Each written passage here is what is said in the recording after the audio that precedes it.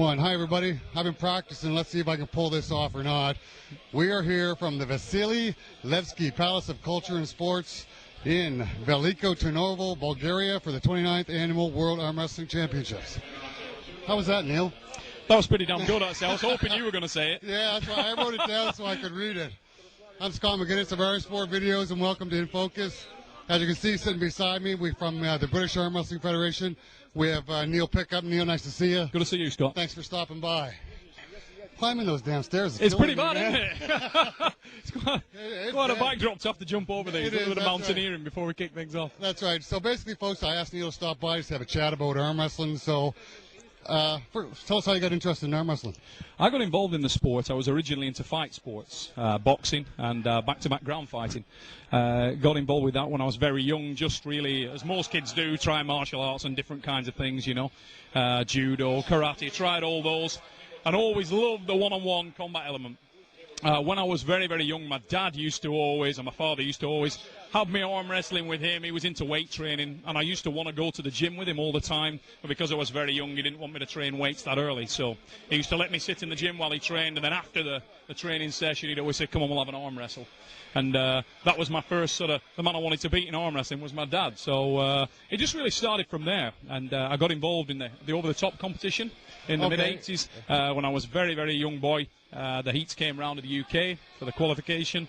Went along to that. I got completely hammered, got my ass handed to me in a big way. And it was also fat at that time as well, just in case you're wondering. But, yeah, that was the start of the sport for me, and it really snowballed. I absolutely love arm wrestling. It's in my blood.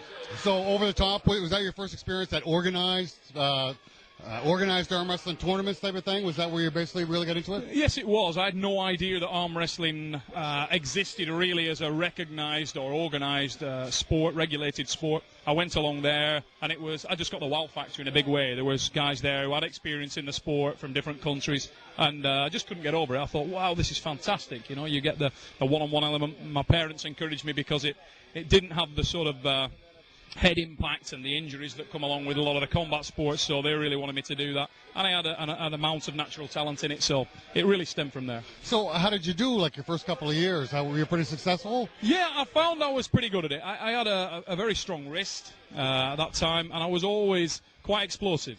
I think probably from the combat sports background that had been bred into me at an early age, so always had that quickness on the start, and I think that's a major benefit in this sport, and still is today. Okay, good. So how big was it in Great Britain at that time? Very small. It's arm wrestling really at that time. I think most people, when I looked around the auditorium in the early days, there used to always be people there who were literally arm wrestling in pubs and nightclubs and with their friends at weekends, but didn't really have any background in the sport. The guy who really started it in the UK was a fellow called Clive Myers, who was one of the sort of founding fathers of arm wrestling in Europe. And he got things started in the south of England, and then it really started to just stem out from there, you know. And I was lucky to be involved at the grassroots stage there, and managed to meet people along the way who've instructed me in techniques, buy a lot of videos. We didn't have the internet at that time, so, you know, you had to get everything on the old videotape format. But that was really my beginning in it, and that's how the sport started to spread around the UK. Okay, so how successful have you been? You have national titles, world titles. What's the story? Yeah, I've been pretty successful in the sport. Touch wood, I've managed to win 2 world titles, 2 European titles. I've had 7 silver medals at world level, and I think quite a few bronzes as well. I don't know exactly how many, but probably 5 or 6 bronzes. So I've been fortunate in the sport, and I've loved competing. I've managed to compete, and I've been lucky enough to compete against some of the best athletes in the world. So I feel honoured in that respect, and I did it again today. For sure, I can tell you. Yeah, folks, I mean, Neil and I are from our vantage point. We can still sit down and look at the stage, and then they have 7 tables going on of World Championship arm wrestling is going on right now. So if we get distracted, you'll have to forgive us. But, yeah, there's a screamer going on in the background, and we're both like, oh. Yeah, that's right. But the level here is just absolutely phenomenal. It's as good as I've ever seen, to be perfectly honest. The attendance is crazy. It's great. Let's speak to that. I mean, so this is day 4. This is the last day for us for the championships. What have you thought so far? I think it's a fantastic tournament in terms of attendance. in terms of the quality of athlete, as I say, is as good as I've ever seen anywhere. I mean, this is as hard a tournament as I have ever entered in my life. It's phenomenal. If you look at the weight categories, the guys that are represented here are truly the very, very best in the world. It'd be nice to see some of the top North Americans over here, some of the top Canadians that are competing in the professional matches. The European guys who compete in those professional matches are here, and they're here in force. And you're seeing a display of fantastic arm wrestling. What I do think that needs to be put into the sport a little bit more with the television side of things in the evenings, as we've spoke about earlier this week when the cameras weren't rolling, I think it just needs to be livened up a little bit and brought to life. I think unless you are a hardcore arm wrestling fan, it's a very, very long day to come here and get through this, you know. It's a long day. It's a long day to sit and watch. I've always felt that arm wrestling tournaments are for arm wrestlers. If you want to attract new people, you need a little bit of a show. I don't know to what extreme we need a show, but we do need a show. But speaking of the Worlds, you yourself hosted the Worlds in 2006 in Manchester. What kind of experience was that? It must have been a huge undertaking. It was a huge undertaking. To be honest, I think it was probably as much a mistake on my part to try to do this kind of tournament in the way that I wanted to do it. If you have one group of people who have a mindset to do an event in one style, one way, and on the other side you've got another set of people, namely myself and the guys that were organising with me in the UK, and we had a mindset to do a different kind of tournament. The two were poles apart and they never met, and so what you ended up with was a watered-down version of the two, and it really, I wasn't happy with it. I don't know. I hope some people have fed back positive comments about the tournament. I thought there were elements in it that were very good and elements in it that were poor. But it wasn't really what I wanted to do, and unfortunately I lost a lot of money on the event. Well, you know what, for me, and I was there, so what it boils down to, for me personally, is the arm wrestling and the arm wrestlers, and as always, they put on a great show. Oh, yeah. I mean, the level of competition. At the time, it was the largest arm wrestling competition of all time, as far as I understand it. Correct me if I'm wrong. This year, right? I believe so, yeah. And that's great, because that shows that the sport is, it's getting bigger and bigger every year, and that's what you can hope for annually. I think the format of WAF and EAF, the national governing bodies of the sport, and what you can see here today with a main draw competition is really important. You need to have this in order to make the sport grow and in order to make it developed. It's a grassroots area, a breeding ground for the talent.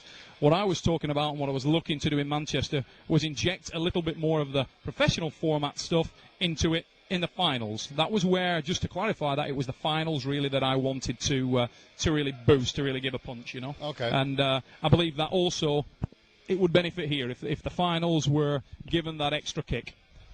Okay, so I know you also host a big international tournament yourself called ArmWars. Yeah, ArmWars is the UK International Open Tournament. That's held annually at the same venue.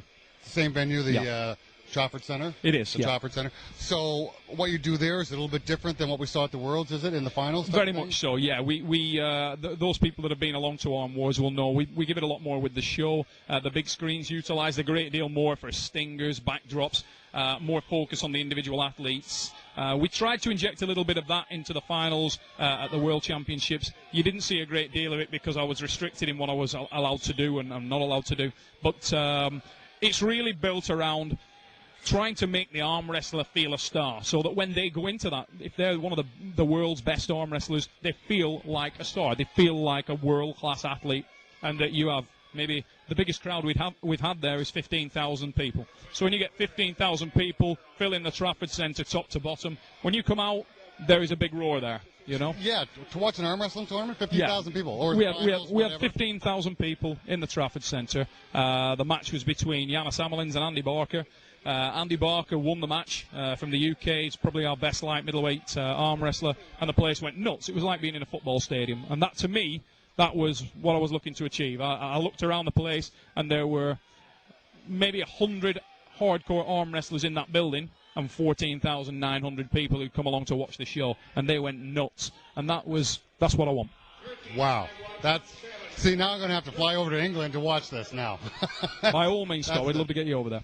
So, okay, where do we go from here? I think, to be honest, in my opinion, that arm wrestling really needs to have two separate entities, and I think that's been started in a way. At this point in time, people can see the potential in arm wrestling, but are very, very secular about it, and they tend to keep it close to the chest and try to keep it real tight in. And that's, in a way, a shame, because arm wrestling is such a small entity at the moment. There's a lot of room in there. There's a lot of headroom for various things to grow and for things to happen.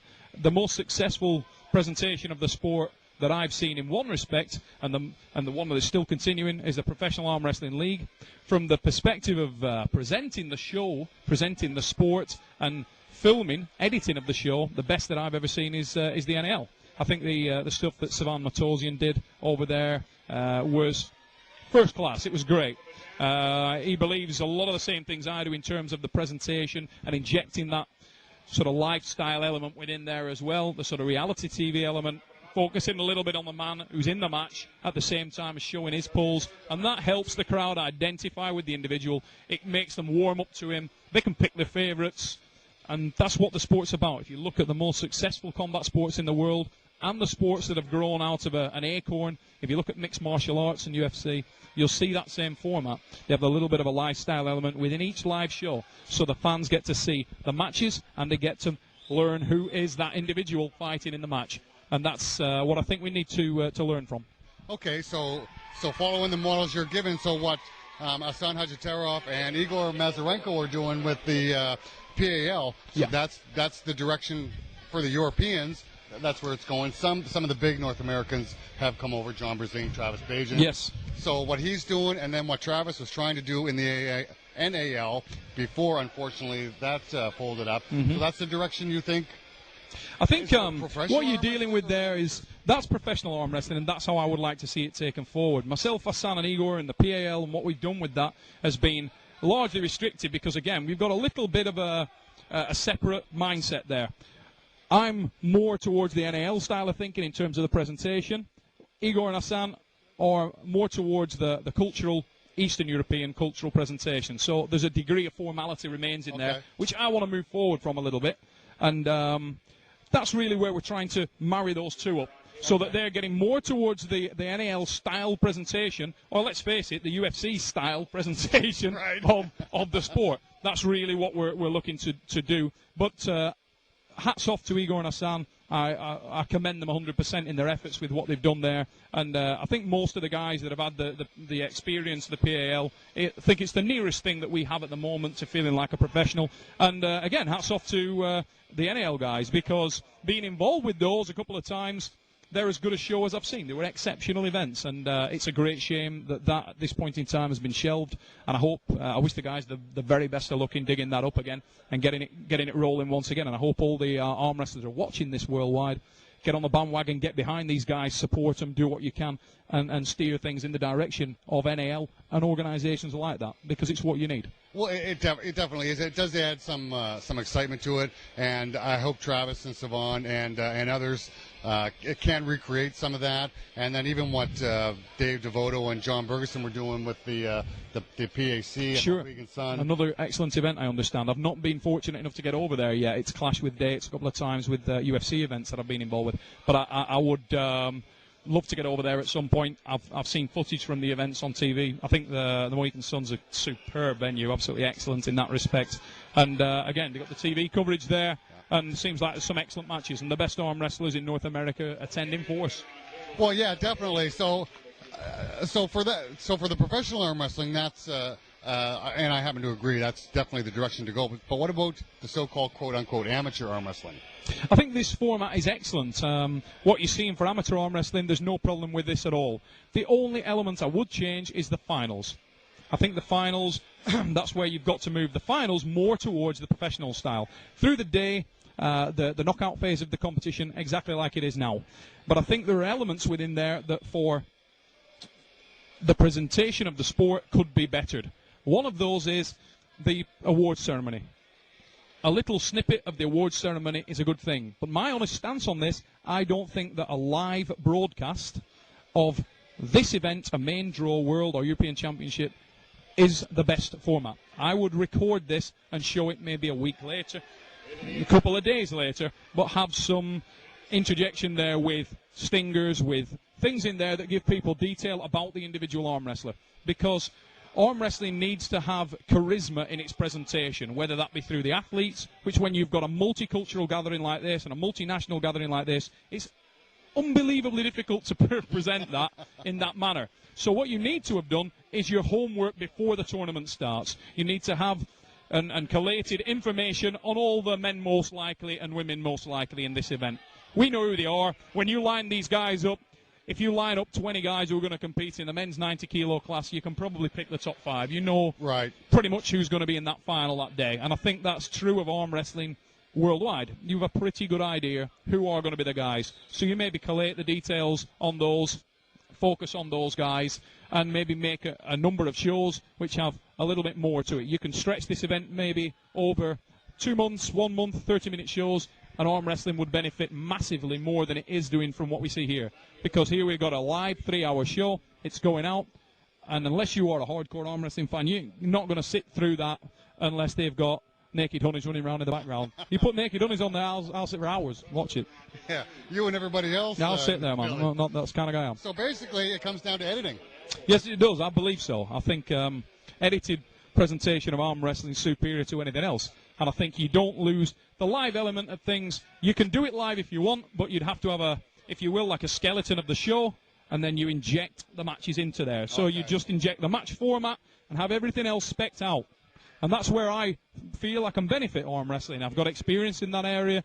I think I've got some reasonable good ideas in that area, and I think that's where I can where I can help. But at this point in time, as I say, it's a little bit secular, and people are keeping it real close to the chest. I think we need to feed in what people think on that. Hopefully, I'm making some sense to people out there. I may be talking rubbish. In my mind, that's right, you know. But there may be other opinions. This is the whole idea. I mean, ArmsportVideos on the internet. Free for anyone that's interested to come and watch it. You can reach a large audience, hopefully this way. Whether they agree or disagree with you, they have their opinions, sure, and you have yours. We have to go somewhere. Yes, it's getting bigger, and we're at a stage right now, though, okay, well, what happens next? Yeah. Type of thing.